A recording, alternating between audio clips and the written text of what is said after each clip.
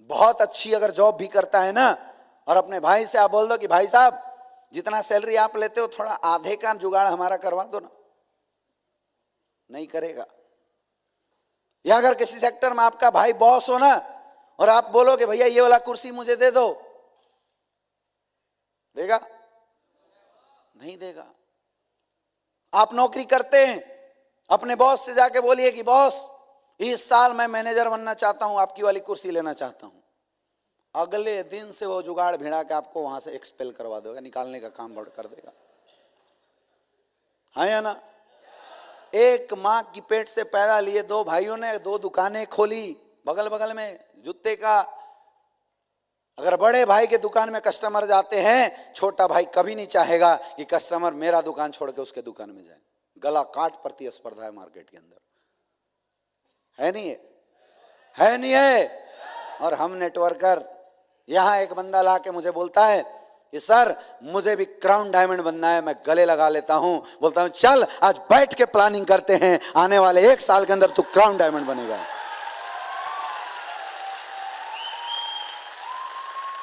इतना भयंकर सपोर्ट जो डायरेक्ट सेलिंग इंडस्ट्री के अंदर मिलता है, और इतना भयंकर सपोर्ट जो नेटो मार्केटिंग इंडस्ट्री के अंदर भी एस्ली पीएस वेलनेस के अंदर मिलता है, और एस्ली पीएस वेलनेस के अंदर भी जो इस टीम के साथ मिलता है, मेरे दोस्त हिंदुस्तान के किसी प्लेटफॉर्म में इतना भयंकर सपोर्ट नहीं है।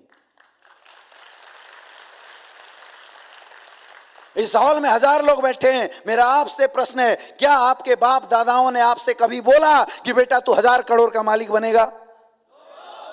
नहीं बोला ना। अरे बोलने में क्या जाता था, लेकिन आज तक बोला भी क्या? नहीं बोला होगा। लेकिन आपका अपलाइन आपको जरूर बोला होगा, टिक जा 6-7 साल टिका रह, 70 करोड़ का मालिक जरूर बनेगा।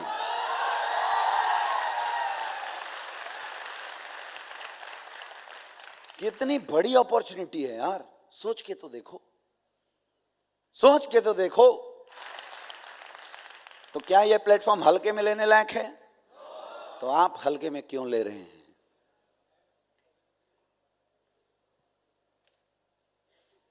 कहां मिलेगा यार ऐसा प्लेटफॉर्म? सोच के तो देखो। प्रॉब्लम ये पता है क्या है, आपको यह प्लेटफॉर्म आसानी से मिल गया, और जो चीज इंसान की जिंदगी में आसानी से मिल जाती है ना, इंसान उसका कदर नहीं करता है। अगर यही प्लेटफॉर्म आपको अपनी जमीन बेच के मिलती, अपना घर गिरवी रख के अगर मिलती ना, तो शायद आप दिन रात इस प्लेटफॉर्म को सीरियस कर रहे होते। लेकिन बनाया गया था ये प्लेटफॉर्म आम लोगों के लिए। ये प्लेटफॉर्म बनाया गया था मिडिल क्लास के लोगों के लिए, जो इन्वेस्टमेंट नहीं कर सकते हैं, जिनके अंदर उतनी तगड़ी टैलेंट नहीं है मार्केट में compete करने वाले। ये प्लेटफॉर्म बनाया गया था मेहनती लोगों के लिए, इसलिए प्लेटफॉर्म ने पैसा नहीं मांगा। तो गलती है क्या प्लेटफॉर्म की? लेकिन हम इसको ड्रॉबैक बना के बैठे हुए हैं। इस प्लेटफॉर्म की ताकत, इस प्लेटफॉर्म की असली औकात को भूल रहे हैं हम। कितना पावरफुल है ये प्लेटफॉर्म। सफल होना है, इस प्लेटफॉर्म की इंपॉर्टेंस को समझना पड़ेगा मेरे दोस्त। जो नहीं समझ रहा है वो पछताएगा, वो पछताएगा, क्योंकि मौके हर बार नहीं मिलते। बिहार के अंदर एक पंडित जी हुआ करते थे, थोड़ा कहानी भी सुना देते हैं, मजा आएगा। बिहार में एक पंडित जी हुआ करते थे, और भगवान के पक्के पुजारी। कोई भी काम करते तो भगवान के पूजा जरूर किया करते थे। एक बार उस गांव में बाढ़ आ गई, सारे लोग गांव छोड़ के भगने लगे, सारे लोग जाने लगे। भीड़ जा रही थी तो भीड़ से एक इंसान आया और उसने बोला, पंडित जी पानी बढ़ रहा है, चलो यहां से, डूब जाओगे।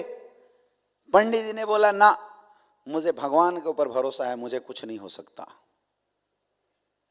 पानी भर गई, पंडित जी चबूतरा पे जाके बैठ गए। गांव लगभग खाली हो चुका था, और उतने में एक हाथी वाला वहां से गुजर रहा था। उसने देखा पंडित जी चबूतरा पे दुबके हुए हैं। उसने बोला, पंडित जी बारिश रुकने का नाम नहीं ले रहा है, चलो आ जाओ हाथी पे, निकल चलो, नहीं तो डूब जाओगे। पंडित जी ने बोला, ना, मुझे भगवान के ऊपर बहुत भरोसा है, मैं तो डूब ही नहीं सकता। पानी और बढ़ गई। अब पंडित जी उसके गुंबज पे जाके बैठ गए।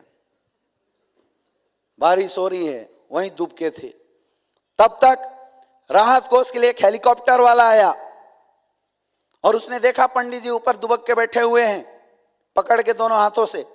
वो नजदीक हेलीकॉप्टर लेके गया, रस्सी फेंक के बोला, पंडित जी आ जाइए हेलीकॉप्टर पे, पानी और बढ़ने वाला है, कहां आप फंसे हुए हो, पूरा गांव खाली हो चुका है, पूरा दूर दूर का एरिया खाली हो चुका है।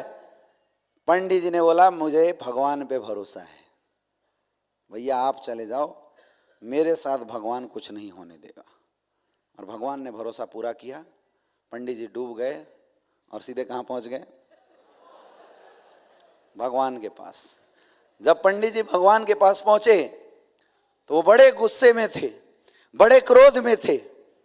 बोले, भगवान मैं आपको इतना मानता था और आपने क्या हश्र किया, लोग क्या सोच रहे होंगे मेरे बारे में।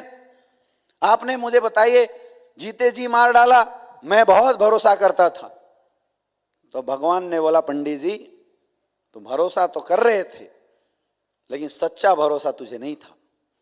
याद करो 3 बार मौका दिया था मैं, 3 बार आया था तेरे पास।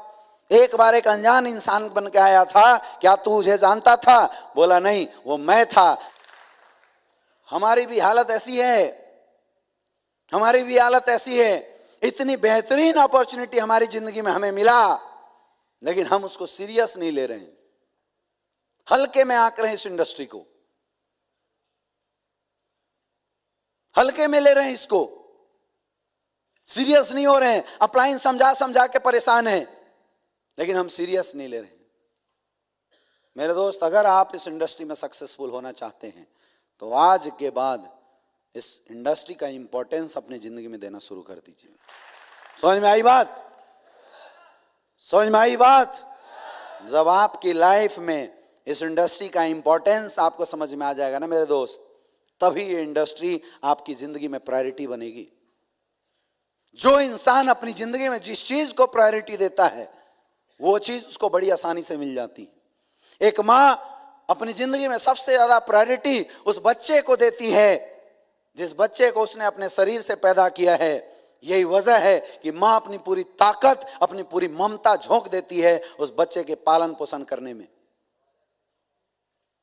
कभी कोई मां अपने बच्चों को लेकर सोई हो, आप गलती से बच्चे को खींच के दिखा देना मुझे, जबकि सोया हुआ इंसान मुर्दे के समान होता है। उस मां को तुरंत एहसास हो जाता है, खींचने से पहले हाथ पकड़ लेगी। होता है नहीं होता है? किसी का बच्चा अगर कहीं गिर जाए, मां 50-100 किलोमीटर दूर भी होती है, तुरंत उसको एहसास हो जाता, महसूस हो जाता है, क्योंकि उसकी लाइफ की प्रायोरिटी है वो बच्चा।